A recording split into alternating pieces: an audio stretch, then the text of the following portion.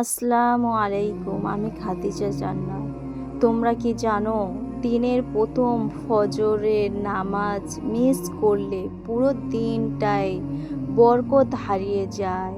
আমি আজ তোমাদেরকে একটি ছোট্ট গল্প বলি, যে গল্পটা শুনলে অবশ্যই তোমাদের ভালো লাগবে।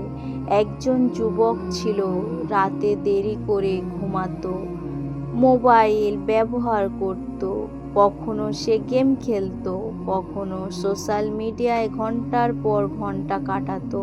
রাত যখন ঘুমাতে সে রাতে যখন ঘুমাতো তখনই সে বলতো, কাল সকালে ফজরে উঠবো ইনশাল্লাহ। কিন্তু প্রতিদিনের মতোই অ্যালার্ম বাজত, সে অচেতনভাবে বন্ধ করে আবার শুয়ে পড়ত। ফজরের আজান হয়ে যায়, সূর্য ওঠে, আর সে তখনই ঘুমে ডুবে থাকত। এইভাবে চলতে চলতে তার অন্তর অদ্ভুত অশান্তি জমে গেল। তার কাজ কামে মন বসত না, দুশ্চিন্তা পেয়ে বসত, ছোট্ট ছোট্ট সমস্যা থেকে ভেঙে পড়ত, তাকে ভেঙে ফেলতো। আসলেই সে বুঝতে পারছিল না ফজরের বরকত হারিয়ে যাচ্ছে। যে কেউ ফজরের নামাজ মিস করে, সে যেন তার পরিবার সম্পদ সব হারিয়ে ফেলেছে।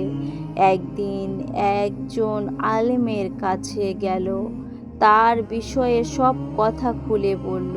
সব কথা শোনার পরে আলেম তাকে বলল, তুমি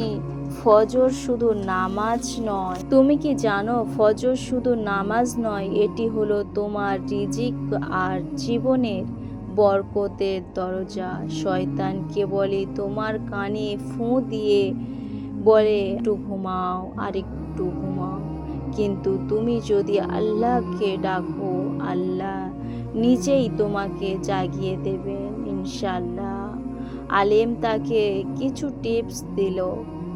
নাম্বার 1, রাতে ঘুমাতে যাওয়ার আগে দৃঢ় নিয়ত করে, আমি ফজর পড়বই ইনশাল্লাহ। নাম্বার 2, ঘুমানোর আগে ছোট্ট একটি দোয়া অবশ্যই পড়বে, আল্লাহুম্মা বিসমিকা আমুতু ওয়া আহইয়া।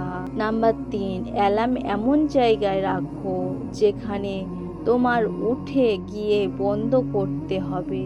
নাম্বার 4, পরিবারের কাউকে বলো তোমাকে ফজরের নামাজের সময় ডেকে দিতে। নাম্বার 5, আর সব কিছুর উপরে আল্লাহর কাছে দোয়া করো।